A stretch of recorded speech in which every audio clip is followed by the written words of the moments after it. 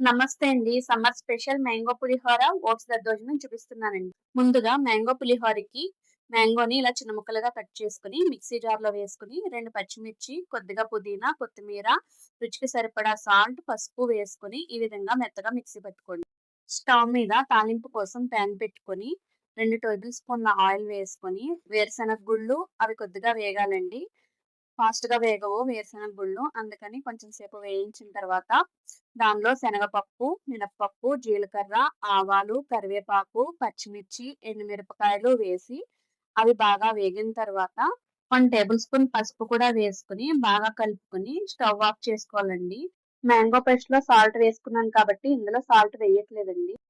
దీనికి 250 గ్రామ్స్ రైస్‌ని ఉడికించి తీసుకున్నానండి. దీనిలో మ్యాంగో పేస్ట్, మనం తాలింపు పెట్టుకున్న తాలింపు దినుసులు వేసుకొని బాగా కలిసే విధంగా కలుపుకోవాలండి. ఉప్పు, పులుపు సరిపోయిందో లేదో ఇలా కలుపుకునేటప్పుడే అడ్జస్ట్ చేసుకోవాలండి. దీంట్లో పులుపు కొంచెం ఎక్కువ, ఉప్పు కొంచెం తక్కువ అయిందండి. అందుకే రైసు సరిపడా సాల్ట్ వేసుకొని మళ్ళీ బాగా కలుపుకున్నానండి.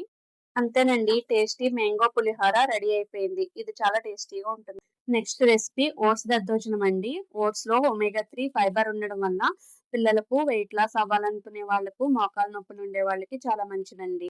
ఈ రెసిపీ కోసం స్టవ్ మీద పాన్ పెట్టుకొని ఒక కప్పు ఓట్స్‌ని ఆయిల్ లేకుండా 2 మినిట్స్ వేయించుకొని, ఒక కప్పు ఓట్స్‌కి 3 కప్స్ వాటర్ వేసుకొని కలుపుకొని మూత పెట్టుకొని ఉడికించుకోవాలండి. ఇలా మూత పెట్టుకొని ఉడికించుకోవడం వల్ల ఓట్స్ సాఫ్ట్‌గా అవుతాయండి. ఇందులో సరిపడా సాల్ట్ వేసుకొని మళ్ళీ మూత పెట్టుకొని ఉడికించుకోవాలండి. కొద్దిగా వాటర్ ఉన్నప్పుడే మూత తీసుకొని ఇలా కలుపుకుంటూ ఈ విధంగా ఉన్నప్పుడు స్టవ్ ఆఫ్ చేసుకోవాలండి. తాలింపు కోసం స్టవ్ మీద పాన్ పెట్టుకొని 2 టేబుల్ స్పూన్స్ ఆయిల్ గాని, ఘీ గాని వేసుకొని అందులో ముందుగా జీడిపప్పు వేయించి ఒక బౌల్‌లోకి తీసుకోండి. తర్వాత అదే ఆయిల్‌లో పచ్చిశనగపప్పు, మినపప్పు, జీలకర్ర, ఆవాలు, సన్నగా తరిగిన అల్లం, సన్నగా తరిగిన పచ్చిమిర్చి, కరివేపాకు, ఎండుమిర్చి వేసుకొని ఈ తాలింపు దినుసులన్నీ బాగా వేగేంత వరకు వేయించుకోవాలండి. ఈ తాలింపు దినుసులన్నీ వేగిన తర్వాత స్టవ్ ఆఫ్ చేసుకొని ఒక పక్కన పెట్టుకోండి. ఇప్పుడు ఓట్స్ పూర్తిగా చల్లారిపోయిందండి. ఇప్పుడు ఇందులో కొత్తిమీర, పెరుగు వేసుకొని బాగా కలుపుకోవాలండి. ఇలా కలుపుకున్న తర్వాత అందులో మనం వేయించి పెట్టుకున్న తాలింపు దినుసులు కూడా వేసుకొని అంతా కలిసే విధంగా బాగా కలుపుకోవాలండి. అంతేనండి. స్పైసీ ఓట్స్ దద్దోజనం రెడీ అయిపోయిందండి. మీకు ఈ 2 రెసిపీలు నచ్చినట్లయితే లైక్ చేసి సబ్స్క్రైబ్ చేయండి.